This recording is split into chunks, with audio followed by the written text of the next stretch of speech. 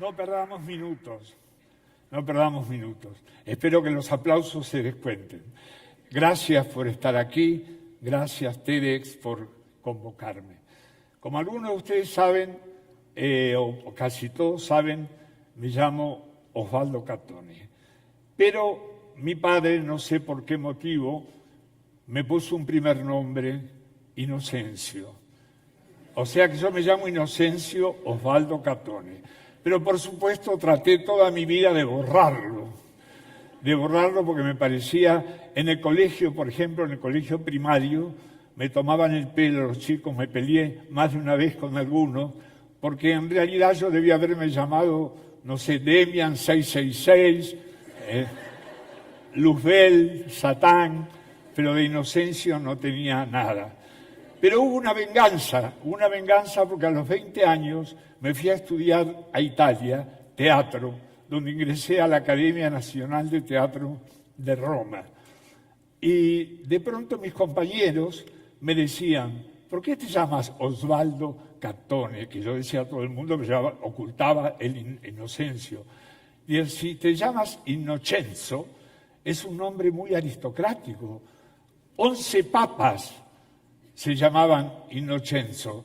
Entonces yo descubrí en Italia que llamarse Innocenzo era de una gran nobleza y ya me sentía un Medici o un Borgia, ¿no? Me sentía que yo formaba parte de la familia papal y a cualquiera que me presentaban decía Innocenzo Catone, mucho gusto. Lo cual de pronto nos damos cuenta que los nombres dependen de la latitud y dependen también de la educación y de la cultura. Mi papá también cometió otro error conmigo. Adoro a mi padre, por favor, pero de todas maneras cometió error como cometemos todos. Cuando parece que mi mamá tuvo un embarazo muy complicado y yo tardé mucho en nacer. Y cuando la partera, porque ni hablar de cesárea, estamos hablando del año 33, yo nací el 17 de enero de 1933, tengo 85 años. Y no pongas esa cara, tengo 85 años. ¿Qué vamos a hacer? Creo que hay un dicho que dice que cumplir años es obligatorio y ser viejo es opcional. Bueno, y resulta que cuando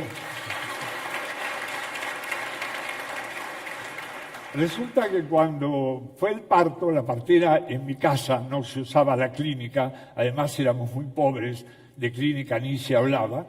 Nací en mi casa con una partera y nació este chanchito de 4 kilos. Mi papá se desmayó. Tuvo una emoción muy grande porque el embarazo venía mal y no sabían ellos qué podía pasar, ¿no? Y después se emborrachó con sus amigos, con sus parientes, y me anotó una semana después.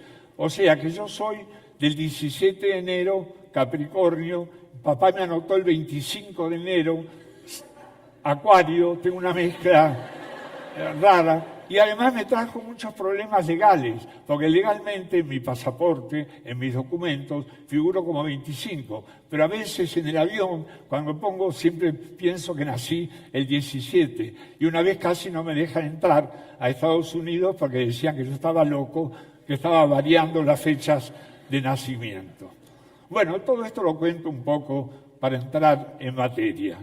Yo dije cuando TEDx me convocó para esta charla, ¿de qué voy a hablar? En 15 minutos, 18 minutos, no se puede hablar de mucho en profundidad. Es muy difícil entretener al auditorio y al mismo tiempo de entretenerlo, aportar algo a la cultura. Entonces, decía, si hablo de teatro, de la historia del teatro, es muy largo, es muy tedioso. El teatro tiene 2000 años, como convocamos y condensamos 2000 años en 15 minutos. Entonces estaba un día en mi casa, yo vivo fuera de Lima, para estar en contacto con la naturaleza. Tengo montones de animales, mascotas, gatos, perros, tortugas, una serie de... Me encanta el zoológico. Y cuidar a los animales, tengo una pasión por los perritos abandonados y los gatos y la injusticia que hay sobre ese problema, pero es otra conversación. Resulta que yo estaba en el jardín tirado, haciendo nada, porque la gente cree que yo soy energético, que soy muy dinámico, pero lo que más me gusta es no hacer nada. Sí, lo que más me gusta es estar sentado mirando un árbol, mirando el mar, porque vivo frente al mar. Y de pronto sentí una gran paz, sentí una gran serenidad. Yo no hago yoga, no hago meditación, pero sentí que había un gran equilibrio entre la naturaleza y yo. O sea, que yo me integraba a esa hermosura de plantas, de césped, de mascotas durmiendo al sol, y de pronto me sentí muy bien. Y al sentirme muy bien, usted sabe, cuando los pensamientos vuelan, uno empieza como a divagar. Un pensamiento trae a otro, otro pensamiento trae a otro, y se va mezclando como en una película, ¿no? Lleno de flashbacks, lleno de recuerdos. Y de pronto recordé un poema hermoso de Amado Nervo que se llama En paz. Pero al recordar el poeta, me voy a sentar, porque estoy operado de la columna y cuando estoy mucho tiempo parado me hace mal, me duele la cintura. Bueno, resulta que estando sentado como ahora, con mis perros, mis gatos, mis tortugas, recordé un poema de Amado Nervo que es un poco la esencia de mi vida y que es un poco la esencia de todos ustedes. Y recordé también, con cierta pena o con cierta nostalgia, que la poesía está muriendo. La poesía es como una prima lejana de la literatura. De alguna manera, como si la literatura fuera la reina y la poesía fuera un duque, un conde de la familia real, pero que no es la estrella máxima de esa familia. Porque la novela de ficción tiene un prólogo, tiene un desarrollo, tiene un epílogo. En cambio, la poesía es como un estallido. Uno lee un poema y ¡pshoc! Es como un fuego artificial que después de sorprendernos y de admirarnos, cae. Y recordé, pensando en estas cosas, en la muerte de la poesía y también un poco en la muerte de la literatura, porque cada vez leemos menos, cada vez estamos más ocupados con la computadora y el celular y nos integramos menos al mundo de ficción de los grandes escritores. Recordé que casi nadie ya compra un libro de poemas. Y el poema es un estallido del alma, es un mensaje del espíritu que nos hace mucho bien cuando es bueno, cuando es realmente bueno. Y hubo, sin hablar del siglo de oro español, donde brillaron Góngora, Lope de Vega, Quevedo, Cervantes, yéndonos a la poesía romántica del siglo XIX, encontramos, como todos vamos a reconocer ahora, montones de poetas maravillosos, Neruda, Amado Nervo, José Martí, por supuesto nuestro gran Vallejo, Gabriela Mistral, Alfonsina Storni, Juana de Ibarburu. Yo me preguntaba en mi jardín y en mi paz, ¿dónde están los sucesores? ¿Dónde han quedado esos grandes maestros de la poesía que ya no tienen quien los siga? Es probable que haya mucha gente ahora que escriba poesía, pero nadie tiene la dimensión de esos bates maravillosos que marcaron toda una época, Borges, por ejemplo, ¿no? Y recordé un poema, En paz, y al recordarlo dije, cuando uno lee algo, ¿lo entiende realmente? ¿Lo comprende?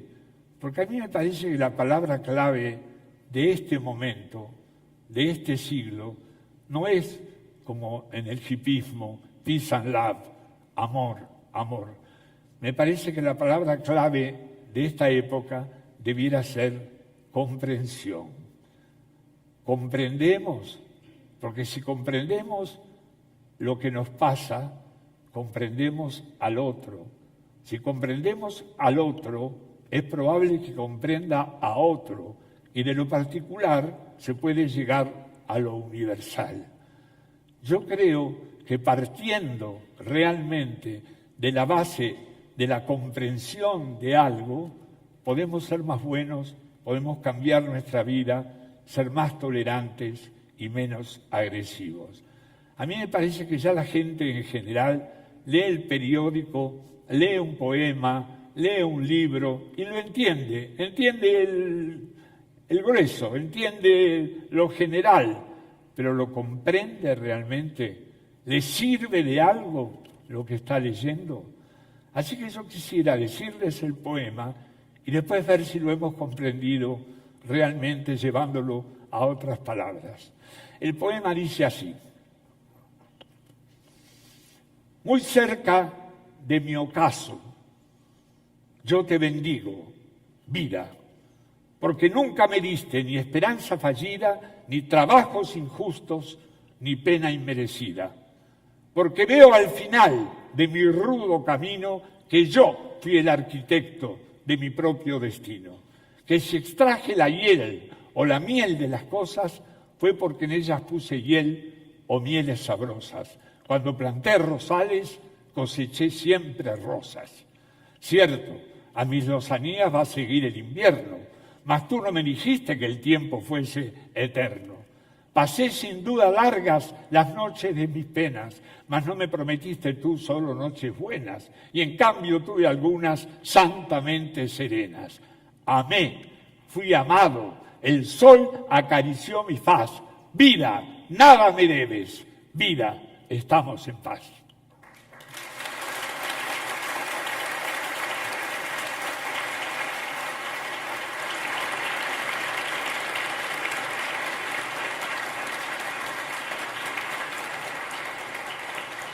Bueno, ¿me pueden poner el poema en pantalla, por favor? Gracias. Muy cerca de mi ocaso yo te bendigo, vida. ¿Qué es? Muy cerca de mi final, muy cerca de mi muerte, muy cerca de mi sunset, muy cerca de mi límite.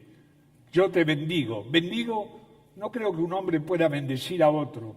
El Papa puede bendecir, pero pienso que un hombre puede decir: yo te agradezco, vida. Muy cerca de mi final, muy cerca de mi muerte, yo te agradezco, vida. Porque nunca me diste ni esperanza fallida, ni trabajos injustos, ni pena inmerecida. Porque todo lo que hice fue consecuencia de lo que de alguna manera coseché.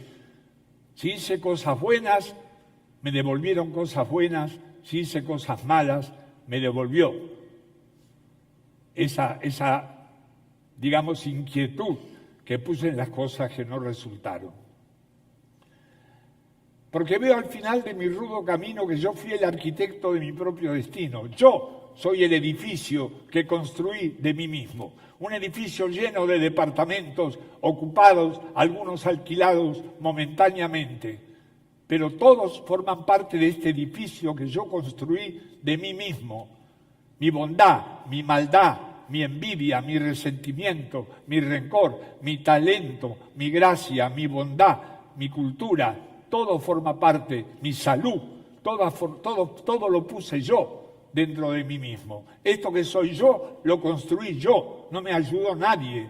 Uno es resultado de sí mismo, uno es resultado de lo que hace, de lo que siente. Uno tiene el concepto real que los hechos que uno produce están en uno y parten absolutamente de uno.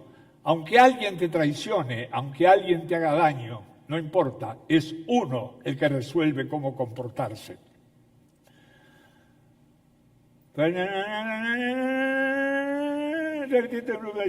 Porque si extraje la hiel o la miel de las cosas, la hiel es lo que le dieron a Cristo, que es un vinagre, no sé si vinagre es masculino o femenino, una vinagre o un vinagre.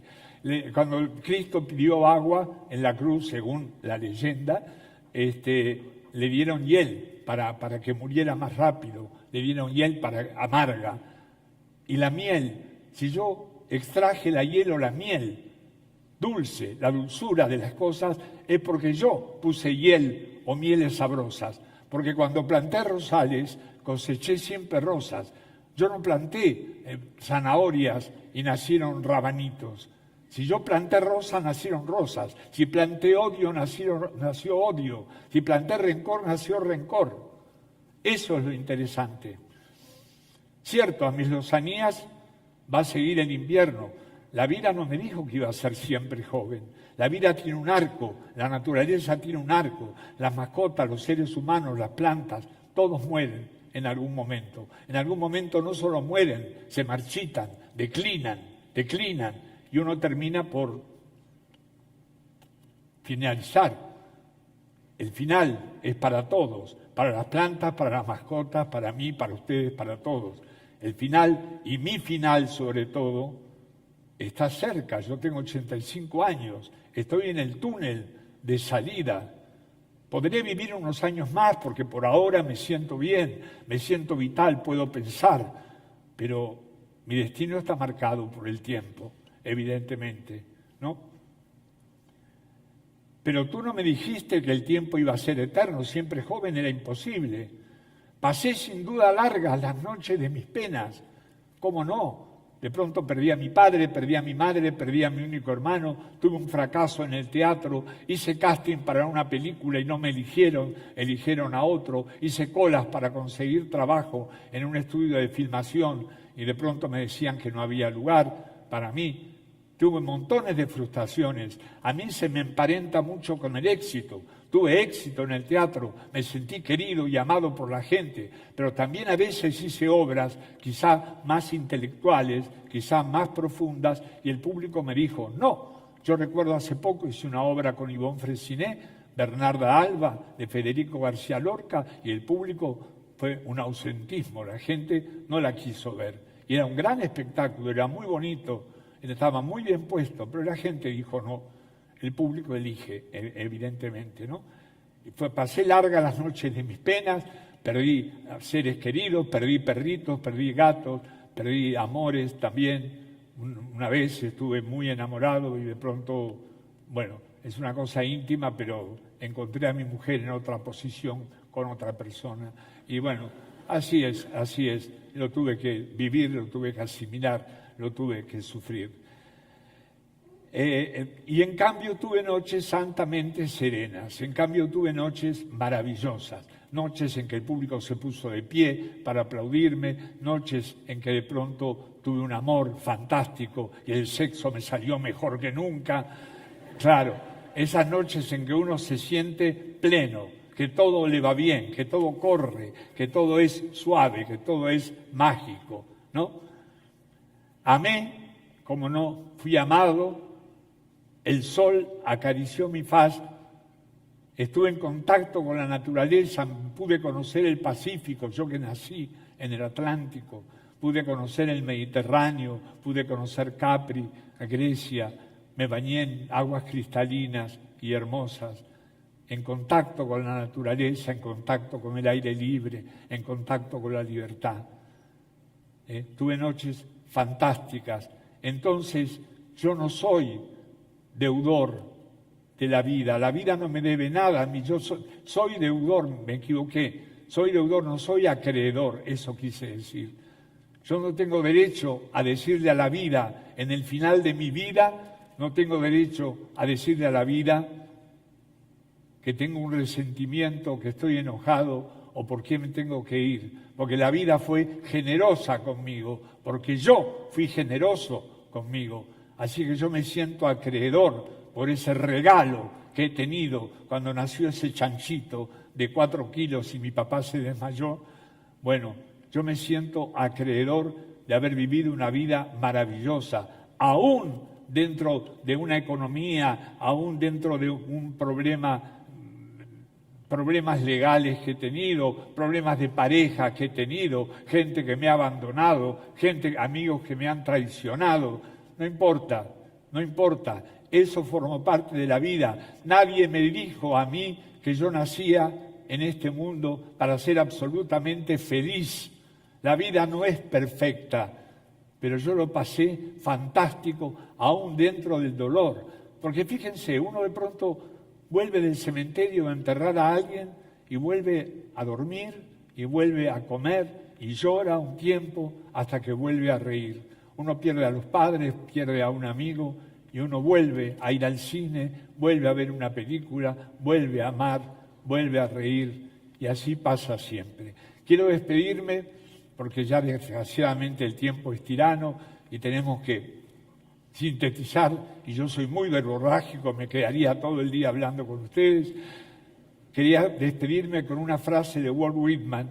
No es bueno a veces traducir poemas, el poema debe leerse en lengua original. Todos esos poemas latinoamericanos que hemos leído en lengua original nos dicen más que una traducción.